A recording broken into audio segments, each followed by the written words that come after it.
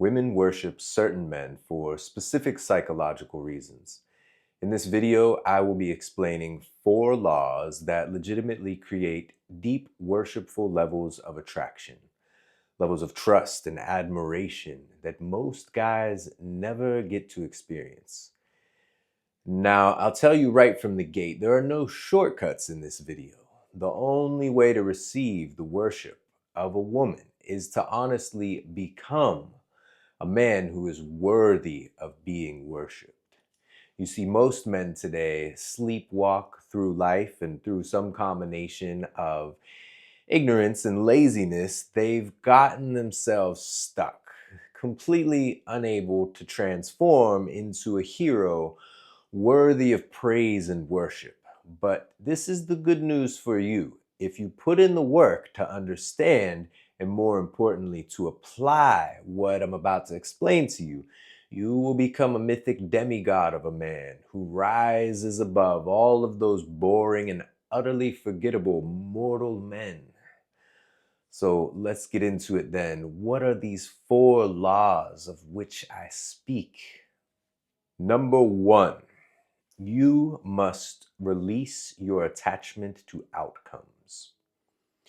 You must no longer become outcome dependent for your happiness. Now, if you think about it, this is the same thing that Buddha and Christ and other great spiritual teachers have been teaching us all along. And you too must do this for a number of reasons.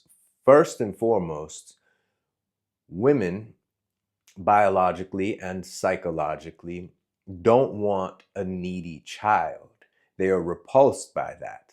They want an immovable mountain of a man who is not disturbed when things don't go his way, that he has a calm sense of equanimity, a still center that's not swayed by external circumstances or events. So you need to develop that for yourself. It needs to be an embodied thing that women can feel when they're around you. So why does this create worshipful levels of attraction and love and trust? Because women feel safe when they're around you. They feel like they're in the protective arms of daddy and nothing bad can happen to them, and they're just a little princess that's going to be taken care of. And that should be true. Embody that stance. So what does this look like?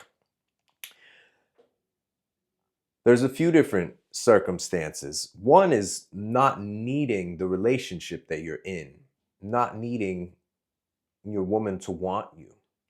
If the woman wants to leave the relationship, that's fine, because you don't live for the relationship. You serve a higher purpose, which will get us into principle number 2.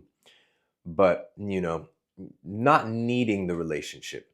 Nothing will kill a relationship faster than feeling like you need to have that relationship to be happy. If a woman senses that, the relationship is going to start dying.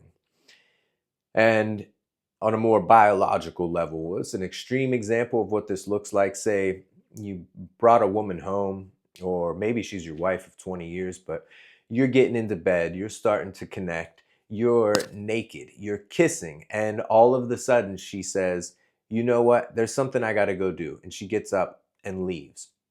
And you say, okay, fine, see you later.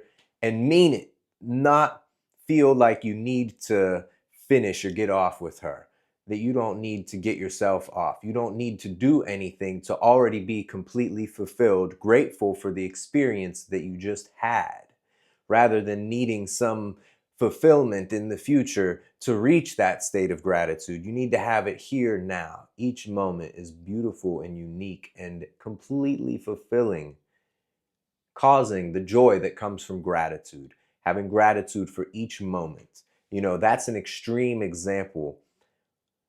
And I like it because of the biological impetus. That feeling when you feel like you need to finish, or you need to have a certain experience. That orgasm is a metaphor for all sorts of things in reality. And you want to get to the point where you're happy where you are. You don't need to finish to be fulfilled. Let every moment be an orgasm. Every sensation, the perfect stroke. When you can do that, your woman will feel safe. There will be no pressure for her to perform or to do any sort of thing. And orgasm is the natural state of women, an orgasmic relationship to life. If women feel safe enough, that is their default state. So you have to feel safe and grateful and emit that as a field that you hold her within. And then she, in turn, will love being around you, to say the least. Okay? She will worship your presence as a source of safety and abundance and providing, as the divine on earth that provides this rare oasis of sacred containment for her and her nervous system. Provide that for her by first providing it for yourself and emanating it outward by releasing your attachments to outcomes. That brings us to number 2. You must be anointed with a holy mission. All right, so everybody talks about finding their purpose in life. I'm talking about being anointed with a holy mission. It's maybe the same thing. Maybe it's acknowledging at a deeper level the sacredness of what it means to find your life purpose. The word anointing, the sacred oil that priests would use to coronate, to make the king king. You know, your purpose becomes the king of your life. It's the thing that you serve, that you live to serve, that you would die for in a second. Kings throughout history have been associated with the sun because they're this brilliant, radiant, energetic thing that the order of the kingdom revolves around, the Sun King. And your purpose is that for you in your life. Everything revolves around your purpose. It gives order and energy to everything in your life. And it's the most important thing. So whenever something's not going well in your relationship, if your woman cancels plans or wants to go do something else, you're not bothered by it. You don't have that neediness or outcome dependency because you have clarity about your mission and you know what you can do to be fulfilled. That's really what our holy mission is and what the anointing aspect of it is. Anytime that you are doing your best to bring into actualization the vision of your mission, what it is that you see, your version of heaven on earth, that sacred connection between you and the divine that you were put here for, that is your source of happiness. It is an endless wellspring of fulfillment. Anytime you take action in alignment with that, you will feel anointed and you will be satisfied. You will be beyond satisfied. You will be ecstatic and happy and in flow state. So getting to the point where you know exactly what that is and that it's available to you at any and all times, and you can just, even if you're sitting somewhere, think about fulfilling your mission. Plan out the steps that you're going to take. You know, Viktor Frankl in a concentration camp, in his mind, was thinking about his mission and what he was going to do to fulfill it. And it brought him a deep state of happiness and contentment that he spread to the people around him because he had that sacred connection. He was anointed by a holy mission. So you have to discover what your mission is. You need to serve it and continue to deepen your clarity about what it is, refine your ability to bring your life into alignment with it and to take actions towards it. If you want help doing that, you can sign up for a free call in the link down below. Now, this brings us to law number 3. You must always hold a frame of goodness. What do I mean by that? Let's start with frame and goodness. We'll break it apart and bring it together. Frame, you hear a lot in pickup circles and even in sales. It's basically, the perspective through which you're seeing things.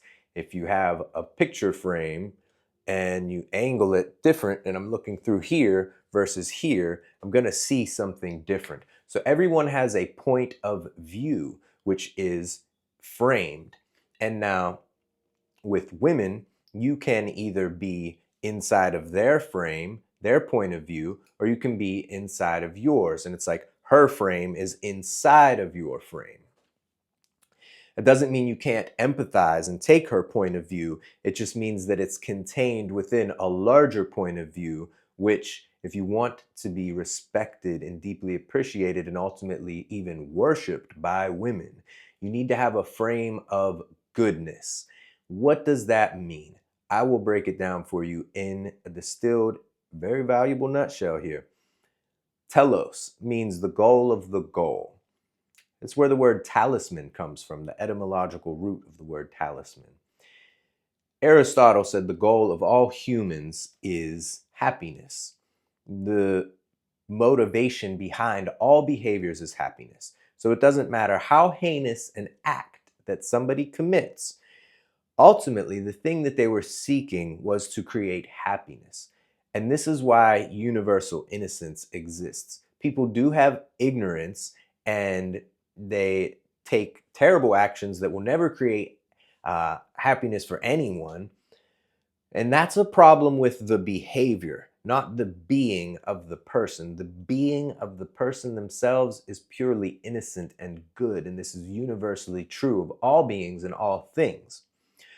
And when you can hold that perspective, you will feel gratitude in your body. That will feel good to the people around you.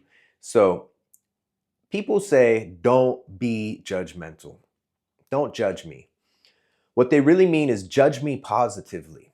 Make positive judgments. Don't give me negative judgments. Don't judge me poorly or negatively.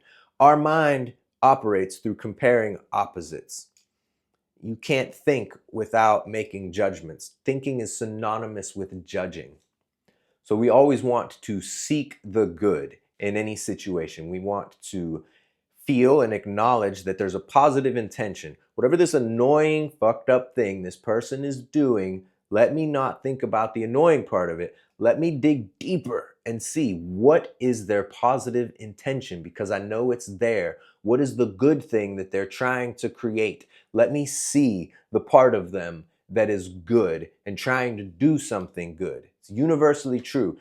Let me keep digging till I can feel that in my body and I feel love and compassion and forgiveness and understanding of this person.